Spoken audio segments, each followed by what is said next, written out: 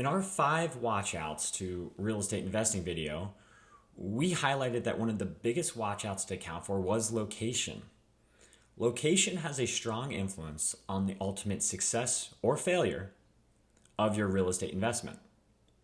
I'm Dan Cosgrove, the CMO of Anthem Capital, and today we're going to share how you can tip the scales in your favor as a real estate investor with these 5 characteristics in any location that you choose to buy in. And don't worry about taking notes. If you head over to our website, you can download our ebook that has this information, as well as several other educational readings that will help you learn about the wonderful world of real estate investing.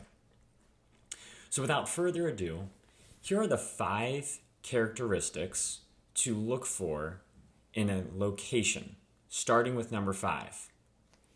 You want cities with aggressive local governments that are actively pursuing growth and looking to recruit more employers. You want to be in cities where their government is keen on growth.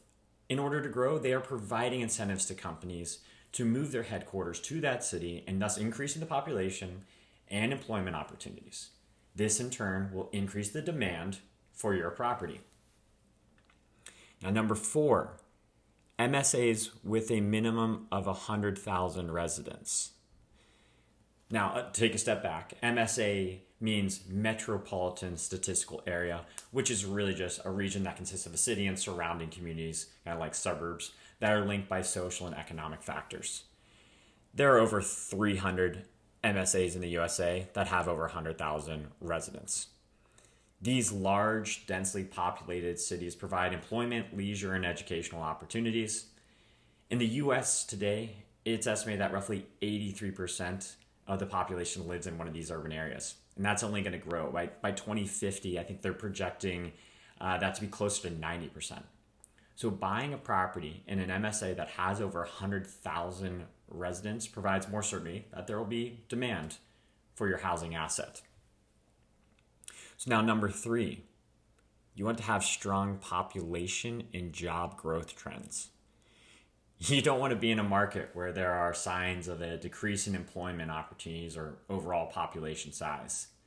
A shrinking population means shrinking demand for your property, which entails lower rental prices.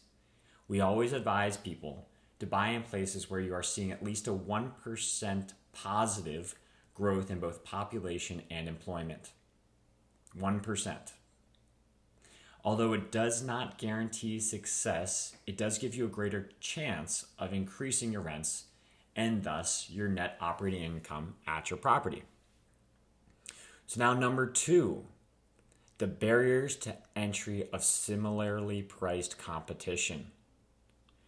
So what I mean by that is our type of investing focuses on, let's say, A- to C class properties.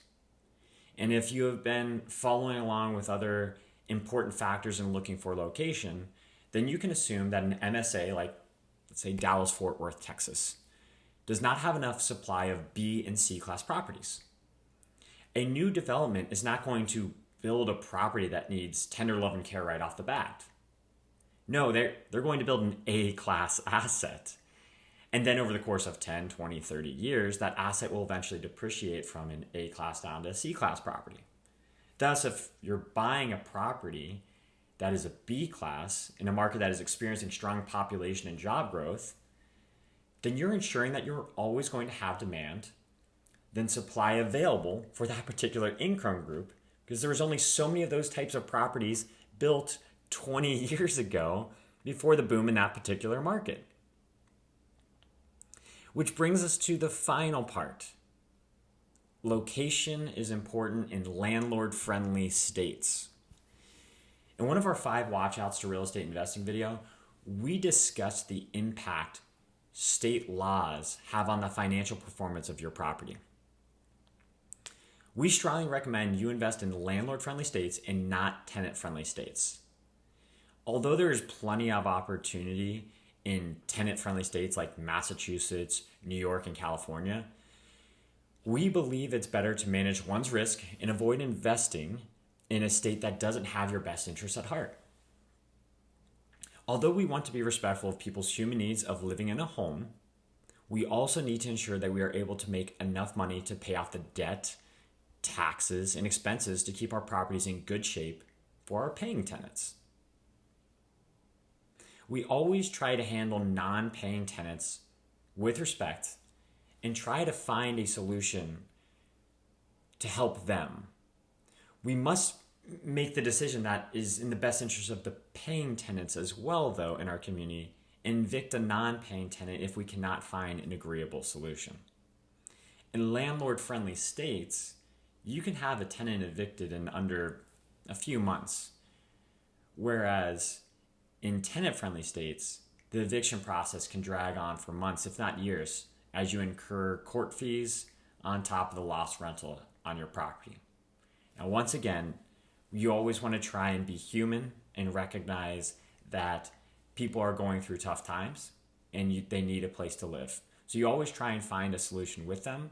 But if they're not willing to work with you on that, then you do ultimately have to go to the eviction process.